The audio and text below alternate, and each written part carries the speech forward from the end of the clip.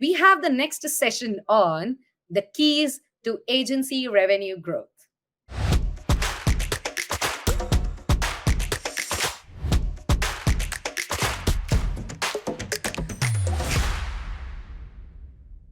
Hey, hi, Craig. How are you?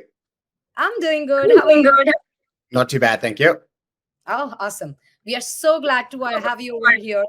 And I would like to, tell the audience who Craig is, a little bit of it, that, it is someone who has actually brought his over 15 years of experience building and running one of the most successful agencies of South Africa. So here you go. Craig, the stage is all yours. Fantastic. Thank you very much. Yes, I'm Craig Rodney. I built and ran an agency over 15 years and was fortunate enough to be able to negotiate a sale of the agency to WPP already way back in 2013. I did a 5-year earnout, which is quite a long earnout, and I've been coaching agencies ever since, helping other agencies increase their value, grow, and ultimately position for an exit if that's what they want. So today I'm going to be chatting through the keys to agency revenue growth. There's 5 areas I'm going to take you through, but before we kind of get stuck into the detail, there's a bit of a before we dive in, there's a bit of a disclaimer. The first disclaimer is that this is not going to be hyper tactical. There's so much information available online on how to leverage all the different channels for leads and revenue and that kind of stuff. And I don't really want to get stuck down in the weeds in the tactics. What I can tell you is, having done this within my own agency and having worked with a number of agencies through their growth phases, all of the tactics are irrelevant if you don't get the behavioral side of things right. So I'm going to talk through the behavioral side in order to position yourself best for growth and for getting the best out of your tactical things. The second disclaimer is that this is a bit of a harsh one, but it's on you, right? There's very little that you can get other people to help with this. From a behavioral perspective, you can't outsource this, you can't abdicate it. It's about embracing it yourself and driving these changes into the business. And if you can get it right, if you're able to kind of master your actions, and you'll very quickly see the benefits of these changes. And as soon as you start seeing the benefits, you'll see the revenue in your agency kind of skyrocketing. Okay, so the 5 areas I'm going to take you through. 1, make winning positive. 2 is become the hunter. Number 3 is market your marketing. 4, hire for the clients you want. And 5, build an inescapable hook. If you get these 5 things right, you're going to be absolutely flying. So nothing good will happen unless you make winning positive. This is my favorite slide in the whole deck. And basically, this is you when you win and you realize that you've just made your life worse. Most of the agencies that I do coaching with have this this kind of drowning sensation when they contemplate growth. They're only just hanging on as it is. And then we start talking about, oh, let's start adding clients and let's start adding revenue and services and having all of these really these conversations that should be really positive. But you generally see the terror wash over people as they start realizing that if we start growing, if we start winning, my life is going to get materially worse. And so before you kind of even start on the revenue thing, you have to create a structure within your business that makes winning positive. The biggest thing is the self-sabotage trap. I did it in my business. I did it for years and years in my business. It was one of the biggest mistakes I made before I really figured out how to grow, is I would self-sabotage. So I knew that I wanted to grow. I knew that I wanted to win new clients. But the idea of winning meant that I would have to do more work. And this new client would require a certain number of hours every day from me. And I was going, well, I don't really have more time. And I already work nights and I already work weekends. And I don't know where this is going to come from. And so as much as I wanted to grow, behaviorally, I would self-sabotage. I would be late with proposals. I would drag my feet. I would not do proper follow-ups. I wouldn't celebrate winning in the way that you think you would. For me, it was this terrible idea of going, I'm just going to get busier. My life is going to get worse. When in truth, when you're winning, when you're getting new clients, that should mean less work for you, not more work. And so we have to decouple the two. Within your business, if winning means you getting busier, you're going to get stuck and you'll never be able to get past that. So we've got to figure out the behaviors and the tools that we can use to ensure that when we win new clients, that as owners of agencies or as senior executives, we actually get less busy. There's a beautiful thing that we always say is that revenue solves most problems. And the idea is when you win more revenue, you can use that money to buy back your time. You can realize that you can get a list of all the things that you shouldn't be doing, and you can invest the money that you're earning now into the correct resources, into the correct tools, the systems and support that you need to be able to be less busy and more effective. So it's those three words with a critical comma, which is do less, better. And that is your role. Every time you win, you should become less busy. You should be able to buy back more of your time. You should be able to delegate more of the things that you're working on and build a stronger team. More money, more revenue means better hires. You can hire stronger people who need less of your time. One weird fact that I repeat quite regularly to everyone that I work with is that most people that you hire cost the same. You pay them in different currencies, but they cost the same. And so if you hire a cheap person, you're going to pay a small amount in money and a large amount of your time. And if you hire a really senior, competent, independent person, you're probably going to pay a premium from a cash perspective, but you'll probably pay very little from a time perspective. When you're growing, your time becomes significantly more valuable than money. And when you start an agency and you've got no money, but a lot of time, you tend to throw time at the problem, right? You have an abundance of time and you go, oh, I'll do this and I'll do that and I'll do everything. And when you want to grow, you've got to realize that money is a lot easier to come by than time. Time becomes the ultimate scarcity. So you need to use that revenue to become less busy, to buy back more of your time. And a large part of that is around hiring better people. Often chat to my clients. Not many agencies have it anymore, but we all know what those businesses are, where they have that the new client bell, like in the office, right? So if you win a new client, someone comes running in and they go, "Oh, we've just signed a new client," and they ring the bell. And I always laugh because whenever that bell goes off, you can see the shareholders are like smiling. They're like, "Yeah, this is amazing," and all the employees, their heads just go down, and they're like, "Oh, this just means more work." And so we created this rule around developing wish lists. And the wish list is this is a list of all the things I wish I didn't have to do anymore. And generally, with employees, we tend to get the sense that employees don't want more, but they don't want more work. But most employees will want more responsibility. So if you chat to your teams and you say to them, guys, I want you to develop a list of all the things that you do that you believe are a bad use of your time, or not a great use of your time, and that you probably shouldn't be doing, that someone more junior could do. And if everyone in your team gets that wish list, when you win a new client, everyone smiles because they know that that revenue that you've just won will enable them to hand off that wish list and be able to take on higher levels of responsibility. So not more work, but more responsibility. Ultimately, this is great. I'm hoping and I'm imagining all of you are going, yeah, like definitely we want to make winning positive. But the truth is, it doesn't happen unless you charge correctly for your work.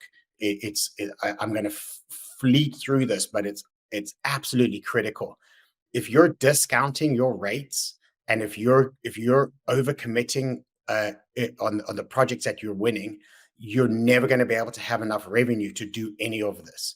You've got to stop treating time as though you have an abundance of it. You've got to treat time as a scarcity, and you've got to price it as a scarcity. And as I said, when you get that right, there will be enough profits within the money that you make on these new clients to be able to do all of the above here. But it does ultimately only work if you charge correctly. The second thing is to stop waiting for things to happen to become the hunter. What I mean by the hunter is the kind of person who understands and masters the tools of creating new business opportunities. I find it wild how many agencies I start working with, and when I ask them, I say, where do your clients come from? They all say it's mostly referrals. And most people, when they say, oh, it's from referrals, they're saying it like a brag. They're going like, oh, we're so good. All of our new clients come from referrals. And while it's great, like what a phenomenal thing. Like we definitely want to be getting referrals. We can't rely on referrals.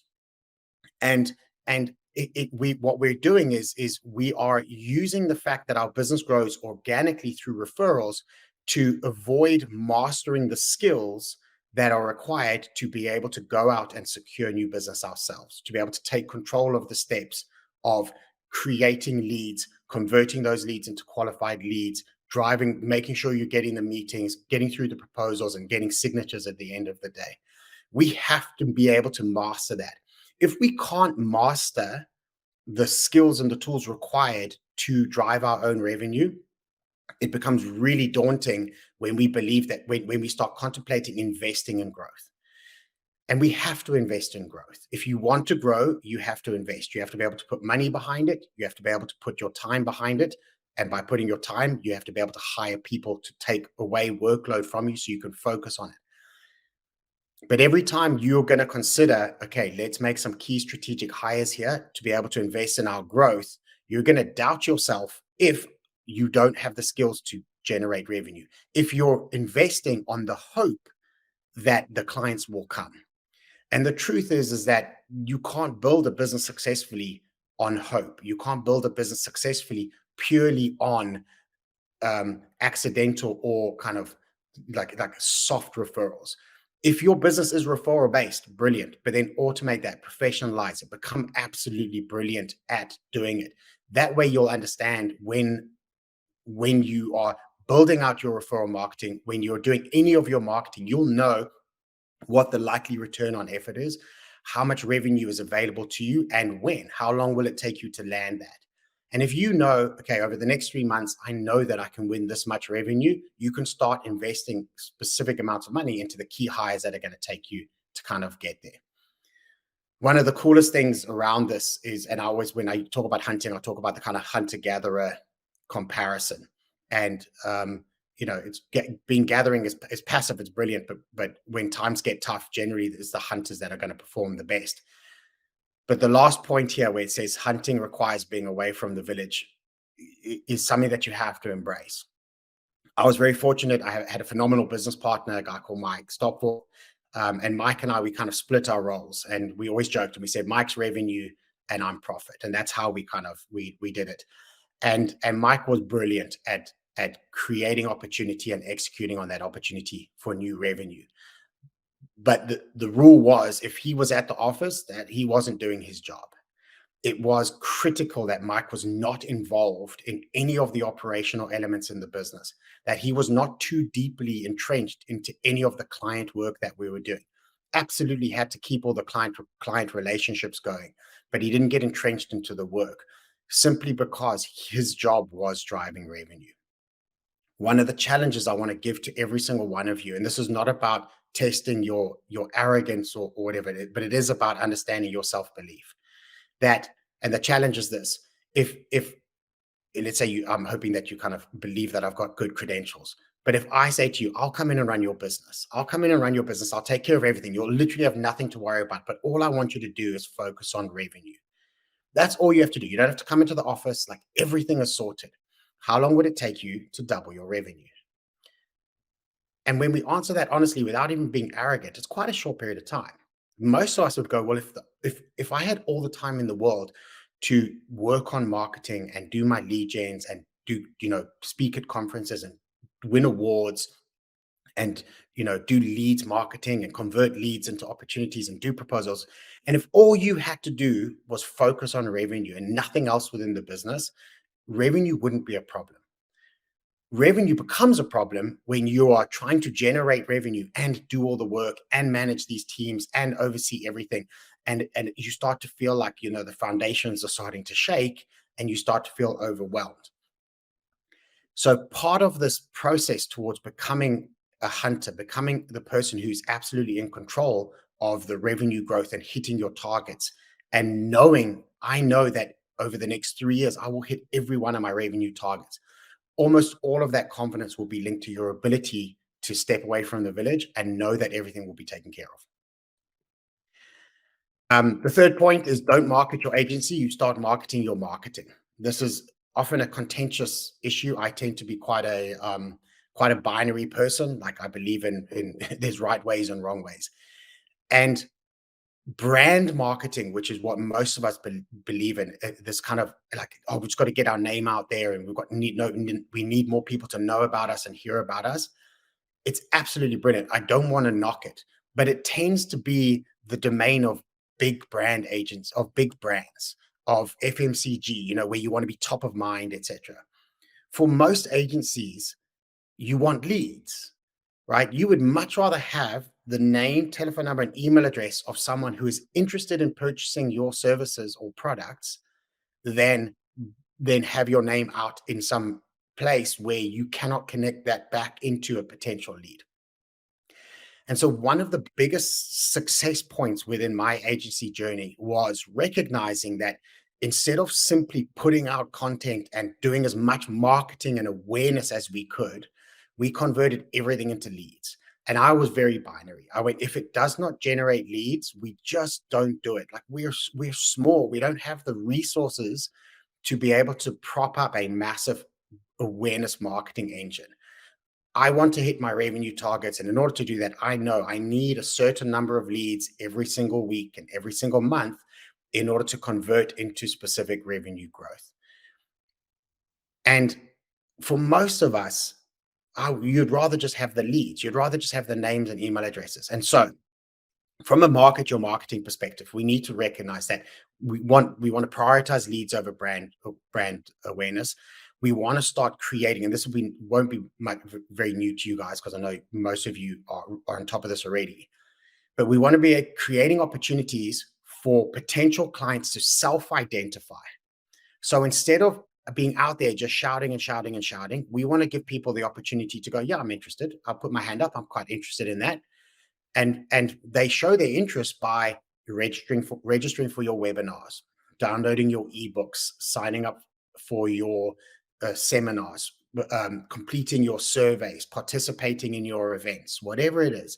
But if you are able to create an IP-based product that is so valuable that they would potentially pay for it, and then you use that as a tool to get people to register their interest, then you are creating leads. These are not necessarily qualified leads, but they're leads, and they're leads into businesses where they have expressed an interest in the topic that you were promoting.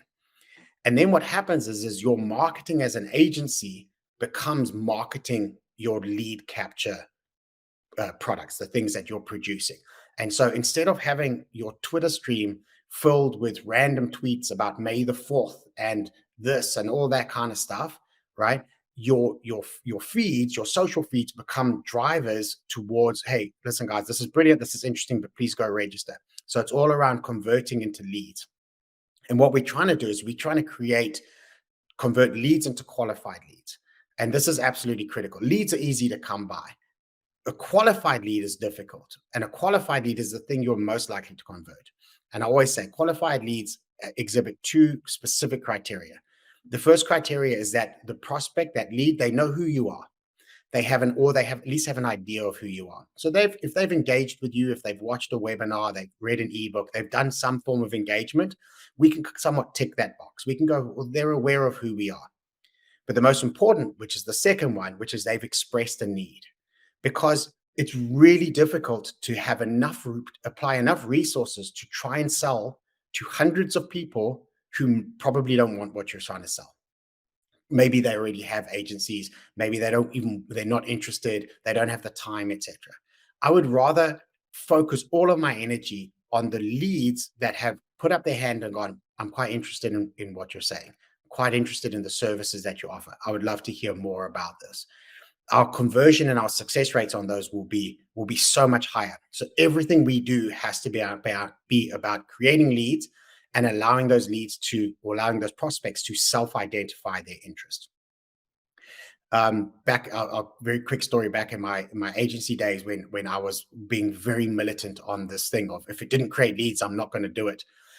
We had an internal lady who helped with PR, and she used to get me onto radio for these radio interviews. And one day I just stopped. I refused to do it. And I said, because it means nothing. I was having to wake up on a Sunday morning to get through to the studio to do a 10-minute interview, and we never got any leads out of it.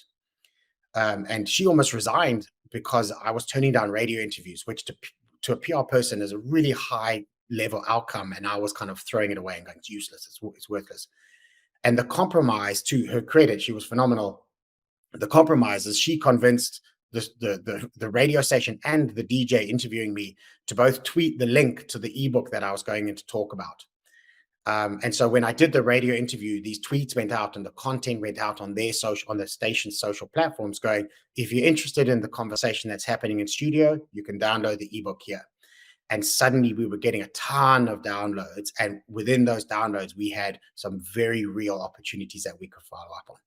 So try and minimize the amount of time you spend creating content and just throwing it out there, and try and maximize the amount of time you spend creating content that converts opportunities, and then focus all of your energy on the difficult bit, which is marketing that marketing material. Okay, the next one is, we always say you've got to dress for the job you want. Well, you need to hire for the clients that you want. You would have remembered from earlier in my talk where I said why it's so critical to be charging correctly, and it's so critical to be able to invest in growth and invest in unlocking revenue opportunities. The truth is that in order to win the clients that you have on your target list, you need to already have the team members in place who are able to blow those people's minds. You cannot approach it and go, if I win that client, I will hire this person. I will upgrade. When you look at a future organogram, and I would encourage all of you guys to do this, is to actually sit and go, this is our current organogram, and design your organogram for 3 times your revenue. And go, what would we look like if we were making 3 times as much revenue? Design that organogram, and then look at each employee, each blank kind of space in the organogram, and go, is the person who's going to go in here, are they a requirement or a reward? Now, a reward employee is someone when you go, I'm so tired of doing this. When I become a millionaire, I'm going to hire this, right? It's like a lot of the time it's operational people. So you go, when we hit this revenue mark, I'm going to hire a full-time talent scout or a full-time HR person. Brilliant role, but not so critical that you need one full-time. But a lot of your employees are going to be requirements. Your top creative people, your top, the top client service people that are able to blow clients' minds and help you secure the clients that you want. They have to be working there first. And so when I talk about hiring for the clients you want, you can't go cheap. That's how we start. And I get it. I don't want to criticize anyone. When we start these businesses, as I said earlier, we have so much time, we have very little money. And so we tend to hire affordable people. We tend to hire people as quickly or as cheaply as possible. And so what we got to do is recognize that in order to grow, you can't necessarily go cheap. You've got to hire highly talented people who can help you win these clients. But that expenditure on the people is going to probably happen before the revenue comes in, which is why you need to truly back your ability to win that revenue. Another thing that I think is great is you need to put yourself under pressure, right? If you hire ahead of the curve, it's definitely going to put you under pressure. And don't shy away from it. Most of us are brilliant human beings, right? All of us who started agencies, we all took a chance and we're still going. And so back yourself, take an opportunity, back yourself, take this chance, invest in this and go for it. If it doesn't work, you've lost a bit of money, but money is relatively easy to make back. Rather create the opportunity and go for it and stand a chance to kind of succeed. And if you don't, learn from it and try again. And as I said, now you're going to understand why being a hunter matters. If you're going to invest in this, you have to know you can deliver on that revenue. Now we're going to look at it. If you're going to like a black hole in space, you will need to build an inescapable hook. This is the heart of all the things that we've got here. This is the hardest thing we've got to do. And when it comes to unlocking revenue, you cannot be competing against everyone else, right? It's impossible. No agency can grow consistently and successfully if you're winning 1 in 10 client opportunities, right? It's expensive and a lot of effort and energy to create meaningful leads. And if our conversion rates are not really, really high, we're just wasting that energy and we're wasting that effort. One of the best ways to increase our conversion rates and increase our success rates is to have something that the client cannot escape. I can't tell you exactly what that is, but what I can tell you is the way that you need to approach this is you need to, and this is going to sound mean of me, but like I kind of quite enjoyed it. I always went in believing that even if the client doesn't like me, I want them to have to choose me. I want them to have to choose us as an agency, despite everything else that's going on. They can love every other agency on the pitch, but they're still going to have to choose us because we have something that no one else has. And a lot of the time, it can be a piece of IP, it could be a piece of technology, it could be access to an audience that no one else has. There are a number of things that you can do to be able to create and build these inescapable black hole attractions for a client. From our side, we had invested so heavily in becoming experts and literally writing books and writing the guides to corporate level crisis communications in social media. And it's quite a boring area.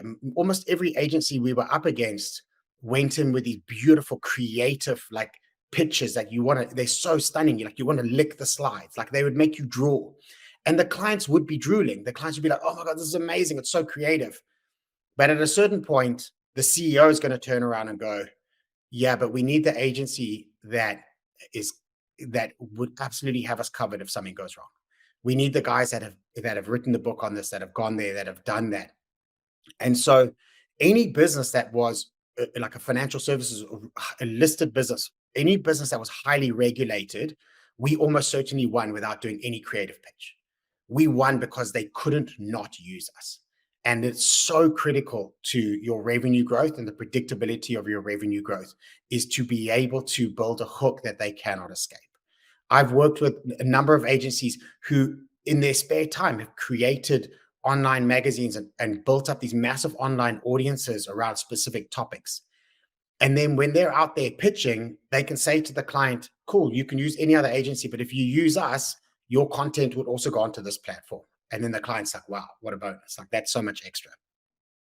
So absolutely focus on building that hook that they cannot escape.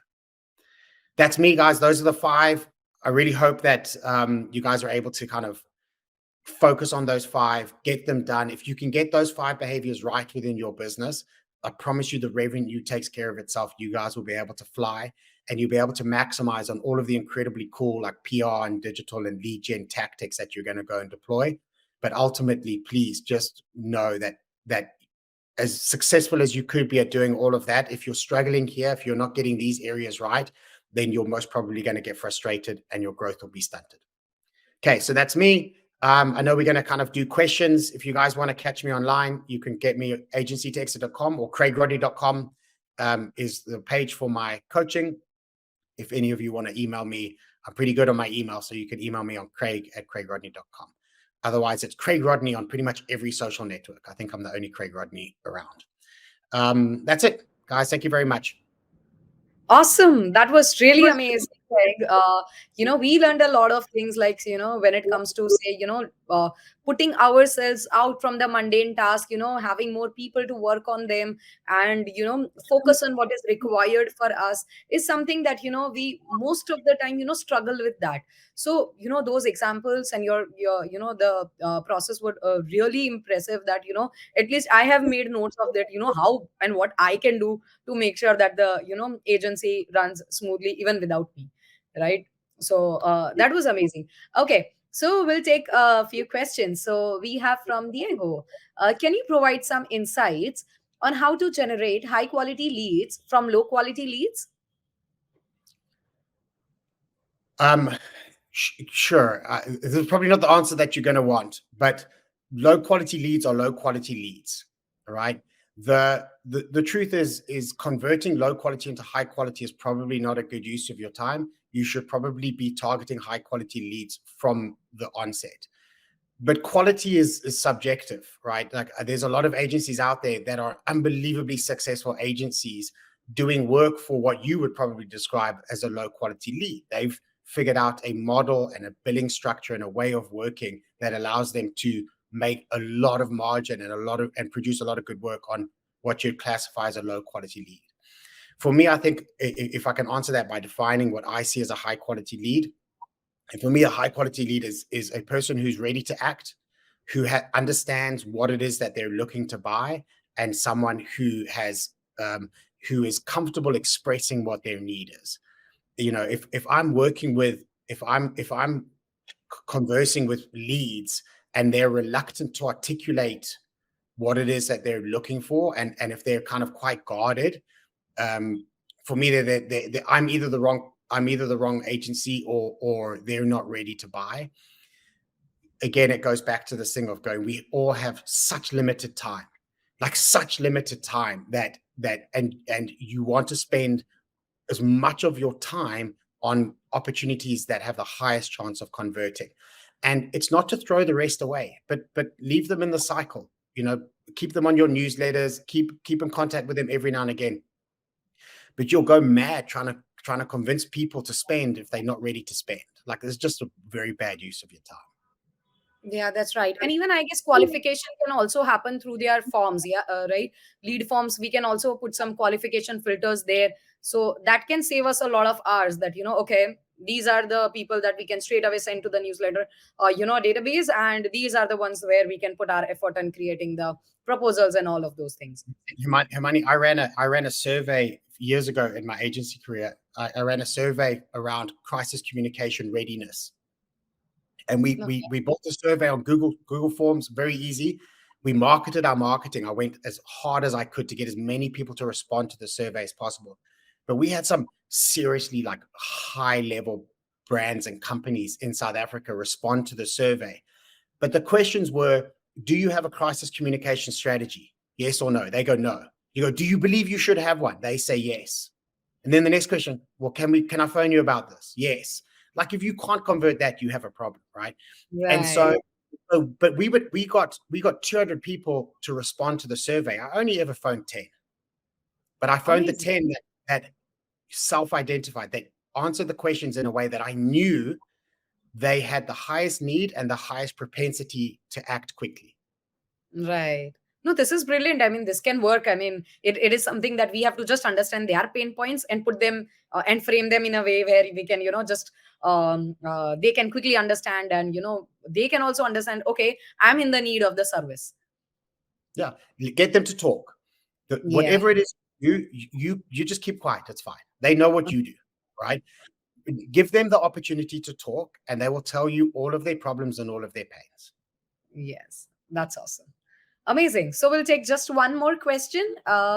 Okay, there is this White who says, got any advice on managing your agency's cash flow and profitability while investing in growth opportunities? Yes, the cash flow management or people paying you is non-negotiable. Like I said earlier, I'm quite binary. And so my bookkeeper would phone people before an invoice was due to check that it was scheduled for payment. And so our cash flow tactic was to be as overwhelmingly painful as possible to our clients' finance departments to make sure that they paid us, right? And so you just have to be making sure that you're getting paid on time. That's a cash flow management side.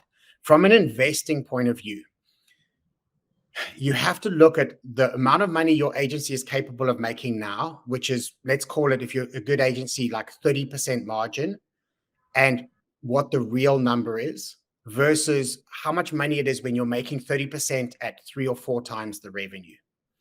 If you have if you have 3 consecutive months where you're break even, but you've invested in creating the platforms to launch you into 3 times your revenue, that sacrifice, that profit sacrifice is insignificant compared to the future gains. Like, you'll make that back 3 times every month into the future. And so this sounds, I'm very profit focused in my coaching. I'm very much like a profit first kind of person, but don't overvalue money, right? Like, it's a tool. Don't be afraid to spend it. If you have a year where you're break even, but that is the pivotal year where you make all the structural changes and investments to be able to bl- blow the lights out in the years to come. Like, what a fantastic use of money, right? But I think if we get into a hoarder mentality, if we're too afraid to spend our profits, if we're too afraid to invest our profits, then again we're probably going to get a bit stuck on where we are as a business. Right. That's brilliant. I guess that sums it, that, it is something that you have to be in it to make sure it works for you. So, yeah, awesome. That was really wonderful having you, Craig. We've really learned a lovely things, and it is something that is going to help all of our agencies to function, as per it should be, right? So, Exactly. Thank you very yeah, much for having me. I hope everyone enjoyed it. yes, absolutely.